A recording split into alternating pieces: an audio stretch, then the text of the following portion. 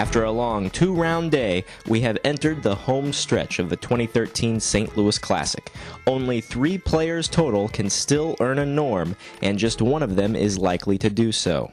In the 6th round, International Master Priyadarshan won with black against the former frontrunner of the GM field, Raja Panjwani.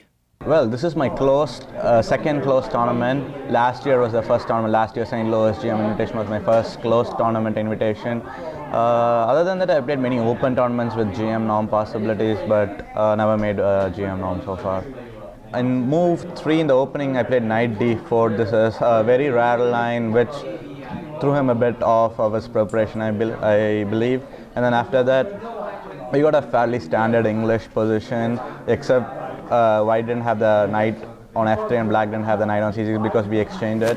After that, his queen was a bit misplaced as around move 18. On move 18, he played f5, which was a very interesting exchange sacrifice. It was a very dynamic one, and it looked like white had enough compensation for his exchange sacrifice, but he missed 24 bishop h8, not more than he missed, I would say.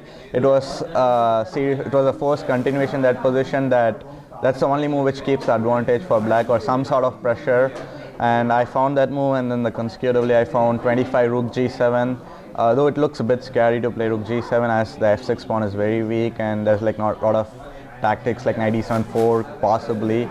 But after that, like he realized that black is slightly better, and that I think bit made him lose his motivation, or I believe, because his moves were not up to the mark after that point. And 31 d4 was a blunder, I would say, because it gave me a chance to play h5 and open up the position. If it's closed, I would have been really tough for me to capitalize on my exchange up and to win the game. So after h5, I was exchange and a pawn up, which really helped me to capitalize on my advantage. After that, it was not a big deal because my pieces all became active, so the material advantage became a huge factor, and after that was just black had no problem in winning that game. And look who's leading the pack. It's John Bartholomew, who is on a roll in this tournament. With 3 rounds left, he's on track to earn his first Grandmaster norm. In the IM field, FIDE Master Sean Vibert had a great day. He went 2-0. Sean explains how he took advantage early against a Wonder Lang in the 6th. Pretty good event for me so far. I actually started out pretty badly. I had a half out of 3, and my parents were like, "Oh, playing so badly." And I said, "How about this? I win the rest, and I get an IM norm. You have to eat those words." And they're like, "Okay, fine with me." So I've won 3 in a row now, 3.5 out of 7. A huge comeback, and my next players are a bit easier than my previous ones. So it started off in Sicilian Taimanov, or some other country something else. Started with e6, and around this point in the game I was feeling pretty good, because I know from the start that in these positions white needs to go bishop to e3 and queen d2 and longside castle, or the game's pretty easy for black. That's what I know. But throughout he chose the second line, which is this one. It's okay, it's pretty even. But at this point in the game, I think he forgot the opening. It was extremely pivotal.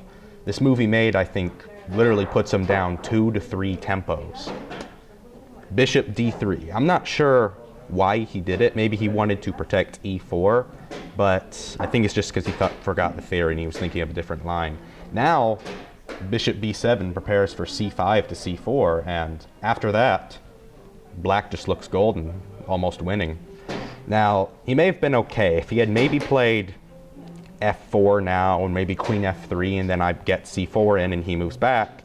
Maybe I could have been equal position, I guess. But he moved bishop to g5. Now, this move probably is whenever the game totally changed in black's favor. After bishop g5, I don't see much reasoning behind it.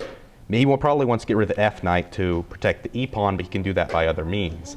Now, essentially, his dark squared bishop, his best bishop on the board, is going away, and I'll have the entire advantage. So c5, like I said, planning c4, and his I don't know what to say about his position. Almost looks losing. So rook e1, which probably is the best move. I didn't see it at the time. It protects the e-pawn and prepares for bishop f1. So whenever he's going to take my f-knight, he has protecting g2. Still, though, it's pretty tough. I play c4, bishop f1. Now bishop d6. I thought about this move for a while, because I had a lot of moves here to play, but I decided that going for the b4 idea with the bishop on e5 was best. So h3. h3 may have been probably what sealed the deal here. After h3, it pretty much weakens his king side to the g file, allows my bishop to stay where it is, and more importantly, he didn't activate his light squared bishop. If he was to go g3, now I think I'm still a lot better here, but after moves like this, and what to say for him, I guess probably since I'm threatening this, takes, maybe takes with the g-pawn, yeah, g-pawn. He kind of has a bit of better position than he just had. Maybe he has to defend here, but still it looks pretty grim, but having bishop g2 probably was his last hope here. After that, there's not much else for him. So b4, bishop takes, he has to, or else he loses the e-pawn. G takes, knight b1, I guess there's not much else he can do. Knight on a4 is pretty weak. c3, now I had to make this move. If I don't go c3, he gets c3 in himself, and there's not much. After that, he pretty much has a solid position that it's not great, but he might be able to hold it. So c3, b takes the only move, or else the knight gets trapped. Rook d8, threatening the queen. Queen f3, bishop to e5.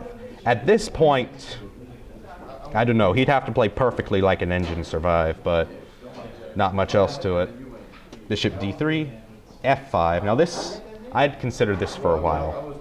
Positionally, my position's much better, but I was looking at the endgames where his knight would get to c4 after all this shenanigans to the right is gone, and I wasn't really seeing much winning chances. I knew there was a lot that I had, but I just thought I'd have to do something drastic, especially since he was low on time to about 20 minutes at this point. I thought I'd go for it.